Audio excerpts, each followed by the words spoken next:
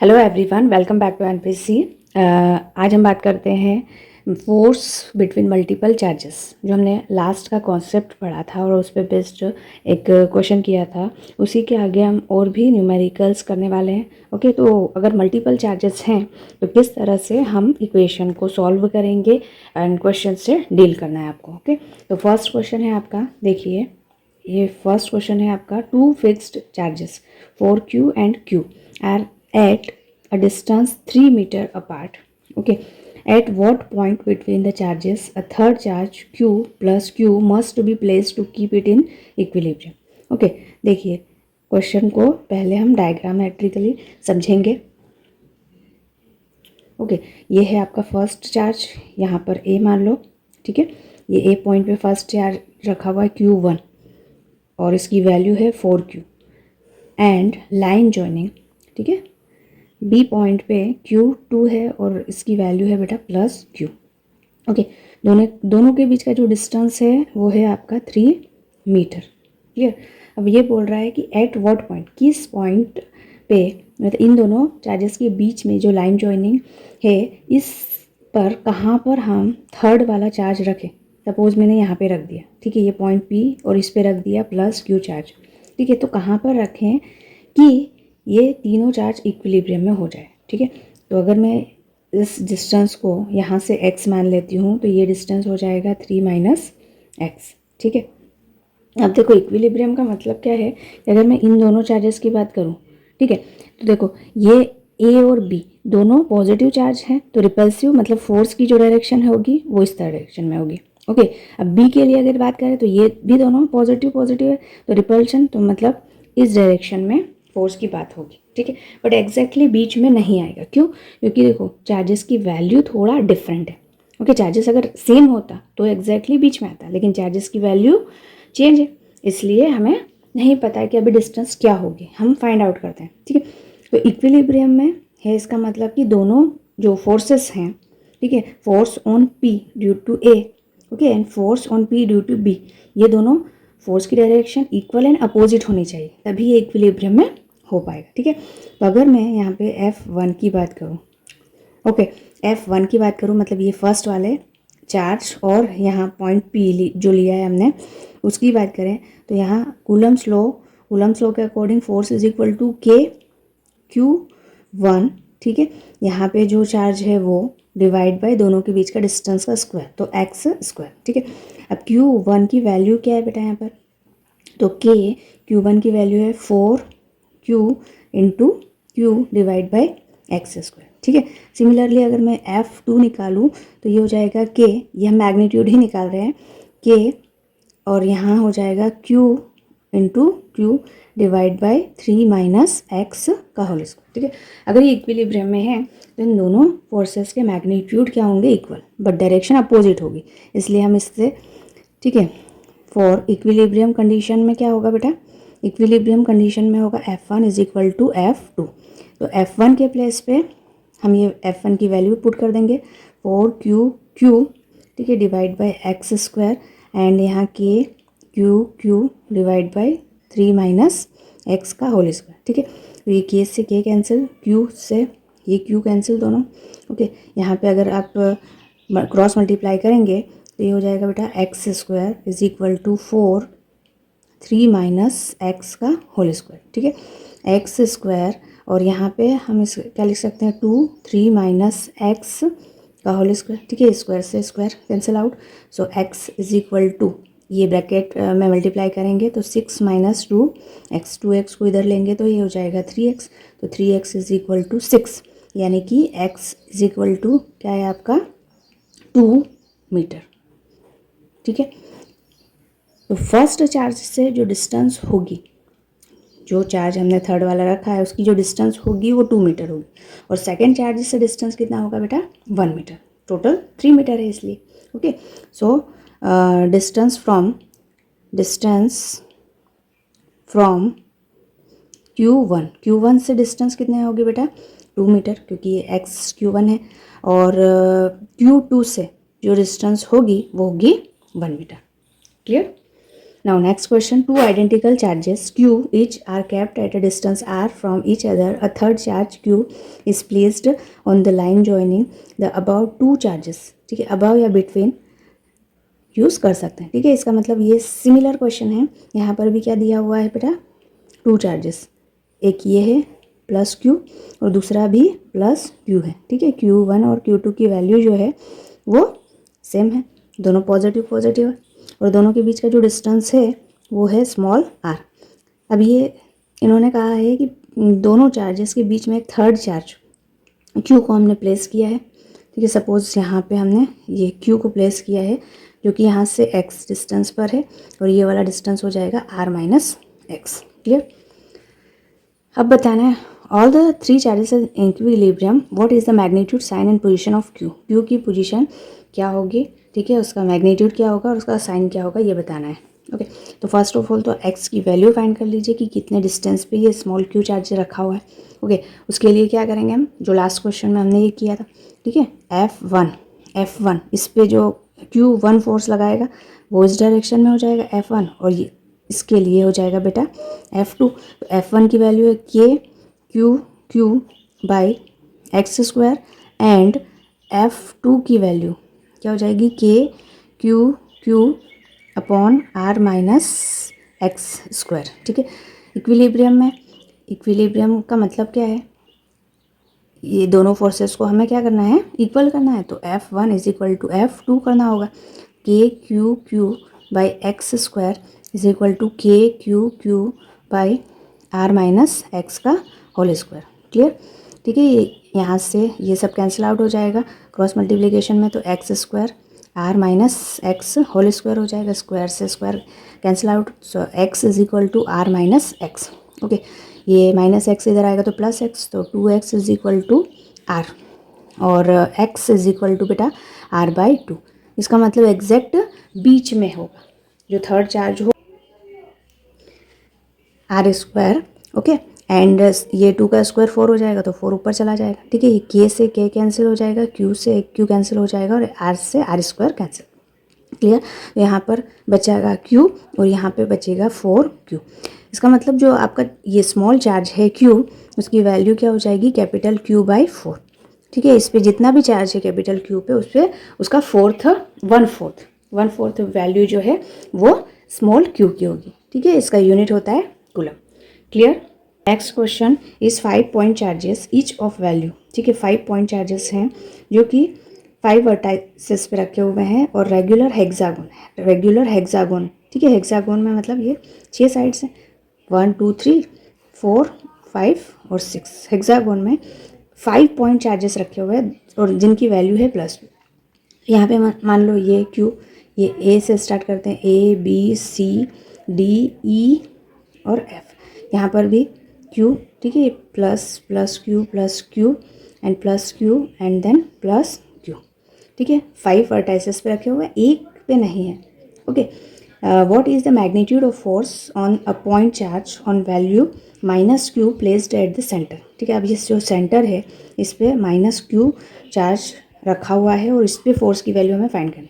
ठीक है, तो आपको पता होना चाहिए कि अगर हम ये डिस्टेंस को यहाँ से यहाँ तक x ले लें, B से C, या हेक्सागोन है तो सभी डिस्टेंसेस सेम होगी, A से B. ठीक है, सभी डिस्टेंसेस सेम होगी, A B C. ठीक है, C D and D E F and F A. ये डिस्टेंसेस सेम होगी और ये डिस्टेंसेस हमने कितना लिया है, R. ठीक है, और हेक्सागोन में आपको ये भी पता होना चाहिए कि सेंटर से जो वर्टाइसेस का जो डिस्टेंस होता है वही डिस्टेंस ये होगा साइड्स के लिए. ठीक है, तो यहाँ पर ये डिस्टेंस भी r हो जाएगा. ओके, अगर OA OB सभी की वैल्यू की बात करें तो ये हो जाएगा r. क्लियर. अब आप देखो, जब भी आपको इस तरह से जैसे सपोज सिमेट्रिक डायग्राम मिले, जैसे आपका ये हो गया. ठीक है, ये इक्विलेटरल ट्राइंगल हो गया. यहाँ पे चार्जेस की वैल्यू वर्टाइसेस पे तीनों वर्टाइस रखी हुई है. ठीक है, और सेंटर पे अगर फोर्स फाइंड करना है तो अगर सिमेट्री है, ये है मान लो यहाँ पे एक स्क्वायर हो गया और स्क्वायर के भी 4 वर्टाइसेस पे चार्ज रखे हुए हैं, Q.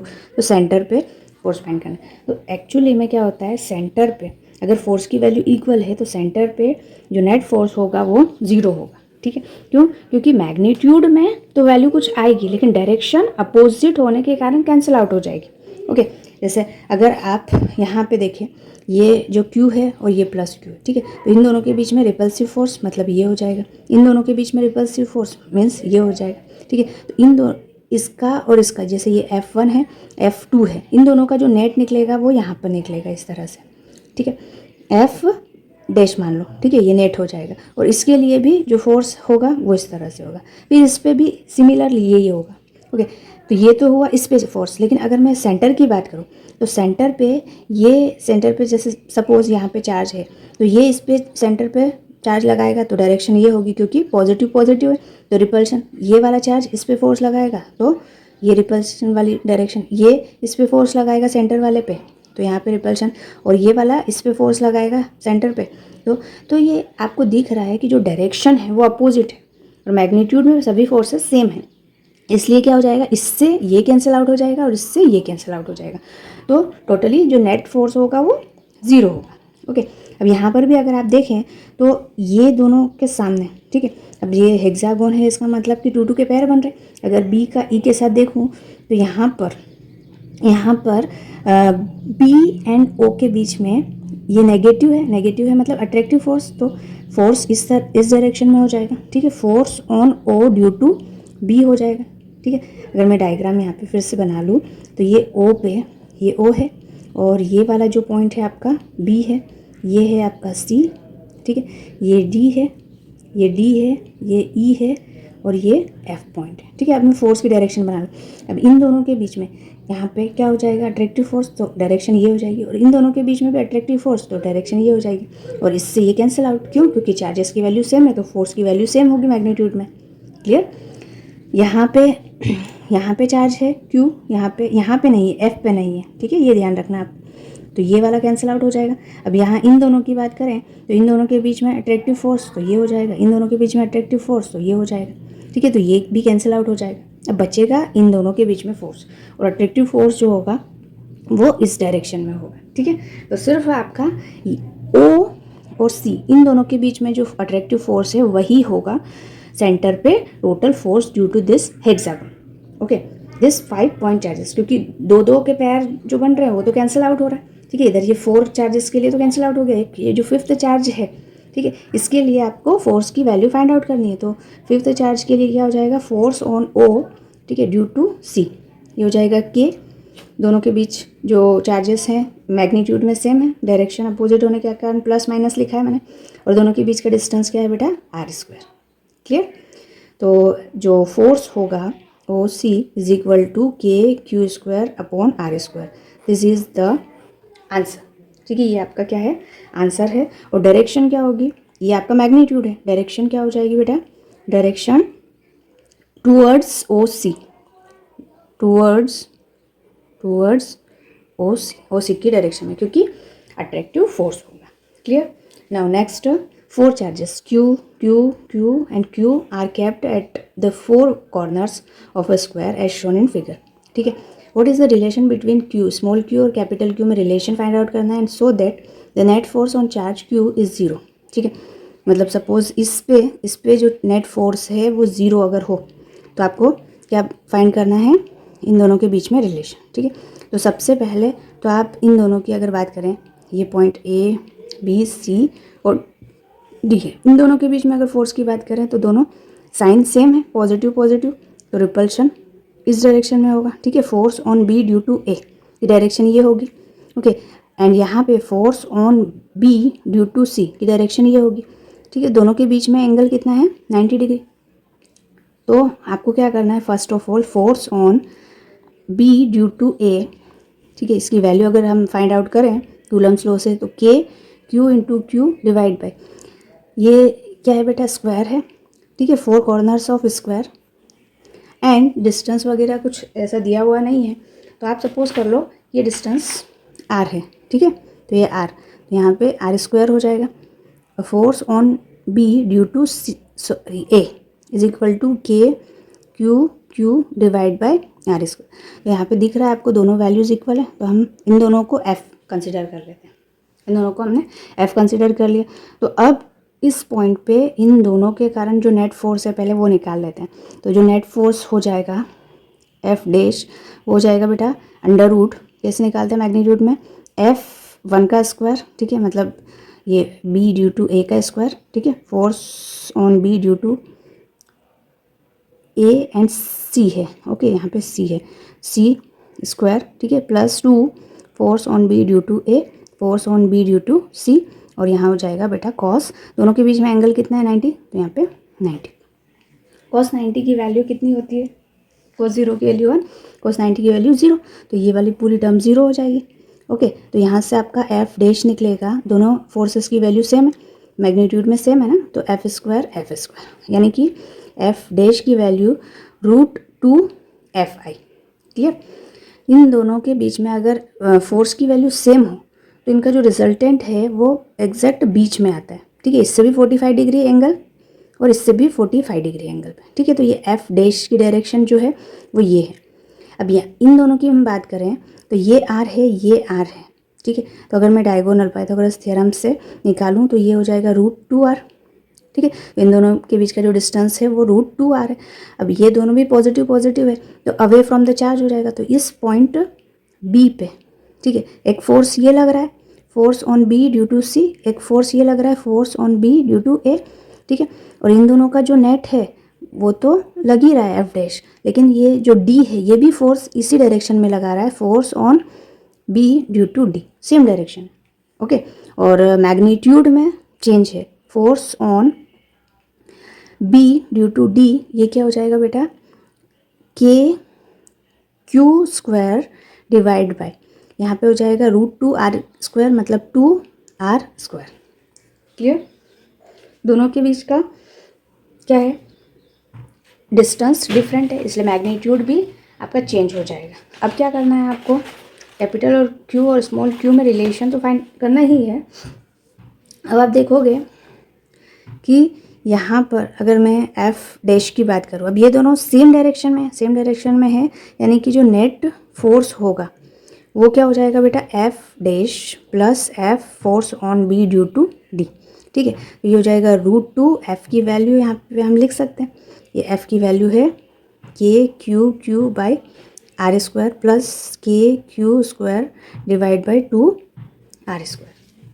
अगर ये इक्विलिब्रियम में है, ठीक है, एंड यहाँ पे Q is 0, net force on charge Q, अगर नेट फोर्स इस पे 0 हो, ठीक है, तो अगर मैं F डैश की डायरेक्शन ये लूँ तो F B D की डायरेक्शन मुझे अपोजिट लेनी पड़ेगी, ठीक है। अपोजिट लेने के लिए क्या होगा, इन दोनों की वैल्यू इक्विवेलेंट हो जाएगी। इसका मतलब कि यहाँ पे सपोज़ कि ये जो F डैश की वैल्यू है वो F B D की वैल्यू के बराबर करनी पड़ेगी, ठीक है, तभी ये इक्विलिब्रियम में होगा, क्योंकि एक फोर्स की डायरेक्शन ये है तो दूसरे फोर्स की अपोजिट होनी चाहिए, ठीक है।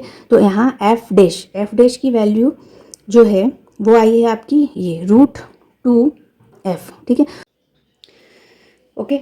ये आपका इक्विलेटरल ट्रायंगल है और आपको फाइंड करना है, find the net electric force acting on charge Q1 पे जो नेट फोर्स है वो फाइंड करना है, ठीक है। तो मैं फिर से यहाँ पे एक डायग्राम बना लेती हूँ।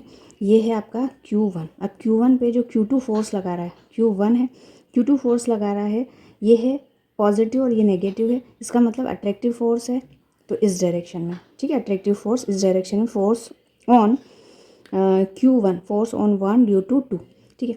अब ये दोनों पॉजिटिव मतलब रिपल्सिव फोर्स है, तो इनकी जो डायरेक्शन हो जाएगी वो ये है, अगर मैं यहाँ पे बनाऊँ तो ये हो जाएगी और ये डायरेक्शन ये हो जाएगी, ठीक है, फोर्स ऑन 1 ड्यू टू 3। और इन दोनों के बीच में जो एंगल है बेटा वो 120 डिग्री है, ओके।